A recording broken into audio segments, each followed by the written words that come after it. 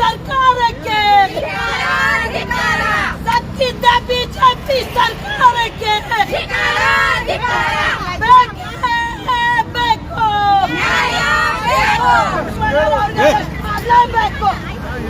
ಮಾಡಲೇಬೇಕು ಅರೆಸ್ಟ್ ಮಾಡುವುದು ಬಿಡಲ್ಲ. ಆಗ ನಮ್ಮ ಅತಿಥಿಯನ್ನು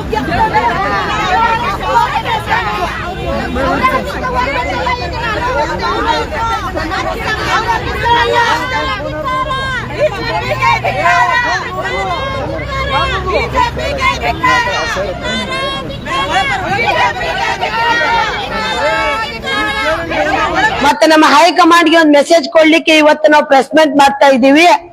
ನಮ್ಮದ ಹೈಕಮಾಂಡ್ಗೆ ಒಂದು ಬೇಡಿಕೆ ಇದೆ. ನಮ್ಮ ಹೈಕಮಾಂಡ್ ನಿರ್ಧಾರ ಮಾಡ್ತಾ ಇದೆ, ಸತೀಶ್ ಜಾರಕಿಹೊಳಿ ಅವರಿಗೆ MP ಟಿಕೆಟ್ ಕೊಡ್ತೀವಿ ಅಂತ ಹೇಳಿ ನಾವು ತಮ್ಮ ಮಾಧ್ಯಮ ಮುಖಾಂತರ ಲಿಸ್ಟ್ ನಲ್ಲಿ ಕೂಡ ನೋಡ್ತಾ ಇದೀವಿ. ಅದಕ್ಕೆ ಕಾರಣ ಇವತ್ತು ಇಷ್ಟ ಮಹಿಳೆಯರು ಇವತ್ತು ಬಂದಿದ್ದಾರೆ. ಯಾಕೆ ಬಂದಿದ್ದಾರೆ ಅಂದ್ರೆ, ನಾವು ನಮ್ಮ ಸತೀಶಣ್ಣ ಜಾರಕಿಹೊಳಿ ಅವರು ನಮ್ಮ ಕ್ಷೇತ್ರಕ್ಕೆ ಮಿನಿಸ್ಟರ್ ಇದ್ದಾರೆ, ಅವ್ರು ಇಲ್ಲೇ ಮಿನಿಸ್ಟರ್ ಇರ್ಬೇಕು ಅಂತ ನಮ್ದ ಬೇಡಿಕೆ ಇದೆ ಎಲ್ಲಾರ್ದು ಕೂಡ. ಯಾಕೆ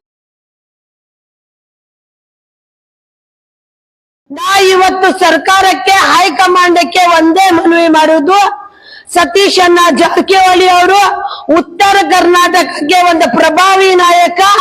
ಪ್ರಿಯಾಂಕಾ ಜಾರಕಿಹೊಳಿ ಅವರಿಗೆ ನೀವು ಟಿಕೆಟ್ ಕೊಡಿ, ನಾವು ಹಗಲಿ ರಾತ್ರಿ ದುಡ್ಕೊಂಡು ನೀವ್ ಯಾರಿಗೆ ಟಿಕೆಟ್ ಕೊಟ್ರೆ ನಾವು ಹೋರಾಟ ಮಾಡಿ ನಾವು ಗೆಲ್ಸ್ಕೊಂಡ್ ಬರ್ತೀವಿ ಅಂತ ನಾವು ಇವತ್ತು ಪ್ರಮಾಣ ಮಾಡ್ತೇವೆ.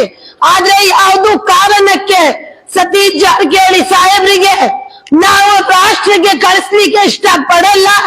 ಯಾಕಂದ್ರೆ ನಮ್ಮಂತವ್ರು ಮಹಿಳೆಯರಿಗೆ ಇವತ್ತು ಒಂದು ಹುದ್ದೆದಲ್ಲಿ ಇದ್ದು ಇವತ್ತು ನಾವೊಂದು ಹೋರಾಟ ಮಾಡಿ ಸರ್ಕಾರ ತರ್ಲಿಕ್ಕೆ ನಮ್ಮಂತ ಹಲವಾರು ಹೆಣ್ಮಕ್ಕಳಿಗೆ ಬೆಳೆಸಿದ್ದಾರೆ.